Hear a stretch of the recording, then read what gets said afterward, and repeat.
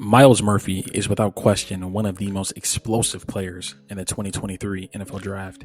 At 6'5" and 275 pounds, he's reportedly jumped over 35 inches, posted a broad jump over 10 feet, and has reportedly ran in the high 4.5s consistently. But despite his freakish athletic traits and his length and his frame, I have concerns regarding his lateral agility, his stiffness in both his lower half and upper body, that I think will hinder him from ever ultimately reaching what many see his ceiling to be. So in this video, I want to touch on my concerns and what I do like about his game, but why I ultimately don't believe he's worthy of a top 10 pick. And before you click off this video, don't forget to like, comment, subscribe if you enjoy the content, and turn on the bell notifications to stay updated on my upcoming content. Murphy's best trait is without a doubt his first step and his explosiveness, and he's able to weaponize that first step to win the corner with pure speed. On this first play against Florida State, we're going to see that explosiveness to win vertically, win the corner. He forces the tackle to flip his hips, and still he's able to turn the corner to win around the edge for the sack. On this play, once again, he's going to get vertical, and while he's not the most flexible or bendy pass rusher, he does possess really good ankle flexibility to get his inside toe pointed towards the quarterback and on line to corner and flatten around the arc to finish. On this next play, he's going to be on the right side of your screen, and we're going to see him get vertical and weaponize his length to control the distance on this stab versus tackles. And his favorite move to win around the edge is this stab, chop, rip, where he's going to beat the outside hand, then rip with his backside arm to flatten and play under the tackle to win around the arc. And on this next play, once again on the right side of your screen, we're going to see him threaten on that stab and flash that inside hand to threaten down the middle, bait out the tackle's punch, and then pull it to beat the outside hand once again on the chop rip to win around the arc and finish for the sack. Now, while his primary mode of winning is vertical and around the edge, his length and power also afford him the ability to win down the middle. On this first play against Boston College, he's going to fire off the ball and attack down the middle on this two-hand ball with violent hat and hands to drive the tackles backwards, put him on the ground for the pressure. On this next play, he's going one-on-one with Joe Alt, who's one of the higher-rated tackle prospects in next year's draft, and he's going to weaponize that length like we saw earlier in this video to stab inside on the long arm and then just drive him back to condense the pocket and escape for the sack. And on this final play, once again, he's going to weaponize that length to land first and inside on the tackle after exploding off the ball to close the distance. He's going to control the pads and then violently snatch the tackle forward to attack his balance, lean and rip through, and display that ankle flexibility I talked about earlier to win around the arc tight and finish for the sack. And his explosiveness and power also make him a disruptive player in the run game. On this first play against Florida State, they're going to leave him unblocked, and when you do that, plays like this happen, where he just explodes off the ball, meets the running back and the quarterback at the mesh point, beats the sift block, and completely blows up this run play. And on this next play, he's going to be at a kind of a 5-tech, 6-tech alignment over the right tackle, and he's going to weaponize his powerful frame and twitch to beat this tackle on this down block and completely drop the shoulder and power him backwards to create knockback and completely disrupt this run behind the line of scrimmage and blow up once again the run play.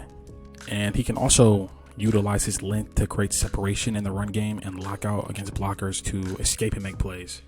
On this first play against Boston College, he's going to hold his base against the chip and get full extension to get eyes in the backfield and separate versus his man to get off the block and make the stop.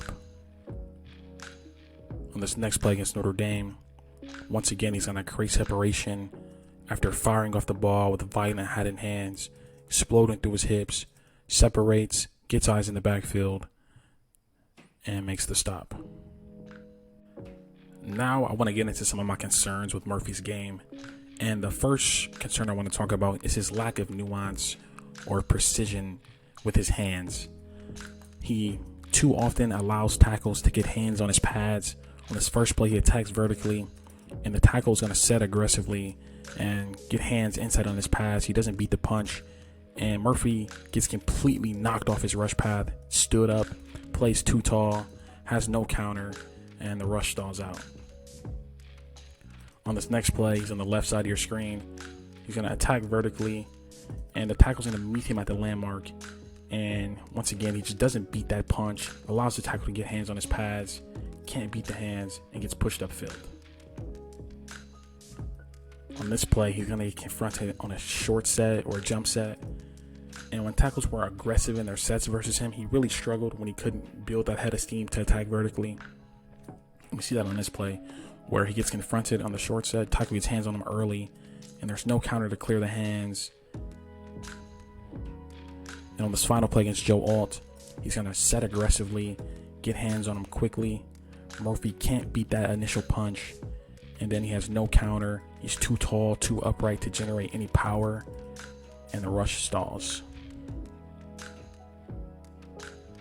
And possibly for me, my biggest concern with Murphy is just the tightness he has in his hips and the tightness in his torso. On this first play, he's going to attack vertically, and he's going to attempt to jab inside to threaten the inside half of the tackle, but his shoulders and hips are still pointing upfield. He just doesn't have the hip mobility to cover a lot of ground and to actually threaten that inside half to win back outside. And you can tell the tackle on this play never feels threatened, doesn't bite on the fake at all, and is easily able to land his punch and shut this rush down completely. On this next play, he's going to attack vertically to close the distance, and he's going to attempt to push off this inside foot. And we just see once again the lack of hip mobility, the lack of range in terms of his lateral movements, where he's going to push off to try to work back outside, but he just doesn't cover a lot of ground. Tackle never feels threatened, easily gets hands on him and widens him, and the rush dies. And on the final play, we're going to see some of the stiffness in his upper body, where he's going to flash his inside hand like we saw earlier in this video, and he's going to attempt to dip that inside shoulder to win on a ghost rush, but he just doesn't have the torso flexibility, the bend in his upper half to reduce his target surface enough to slip the punch of the tackle. Tackle gets hands on him and easily pushes him upfield, and the rush dies. On the final play, he's going to drop out in the coverage, and we see some of his stiffness and just awkwardness in space, where he has inside leverage on his hitch, but just doesn't have the movement skills to break down and make a tackle, and the receiver easily runs by him. Another concern I have with him is his high cut nature leads to him having a really high pad level, which hinders his ability to generate power. On his first play against Boston College, he's going to close the distance versus the tackle, but just comes in too high, too upright, gets out leveraged by the tackle, and is just not able to generate any power on contact and gets completely stoned. On this next play, he's going to work inside to work over the guard on this stunt, but once again, too tall, too upright. The tackle's easily able to absorb his power, and we see just how unloaded his hips are. He gets too tall, can't generate any power, and the rush stalls. On this next play, he's going to once again attack vertically and attempt to win on the long arm like we saw earlier in this video.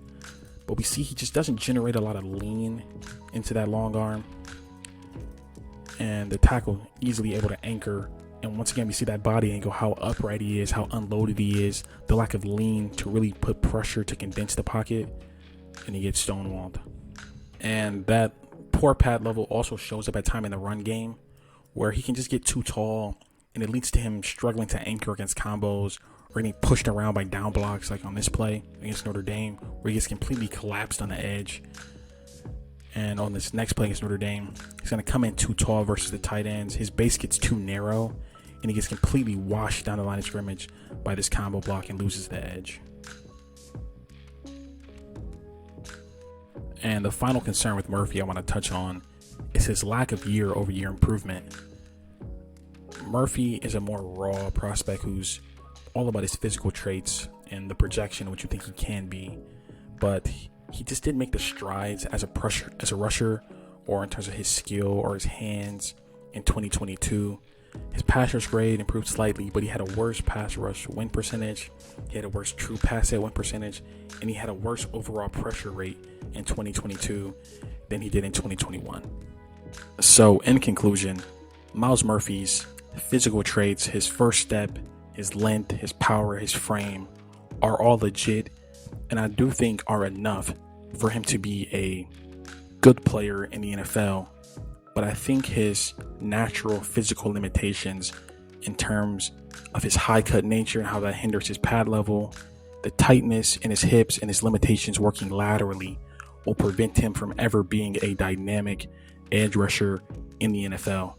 But I do think his youth and athleticism afford him more room for improvement, and I do expect him to be a better player in 2 or 3 years than he is at this current moment.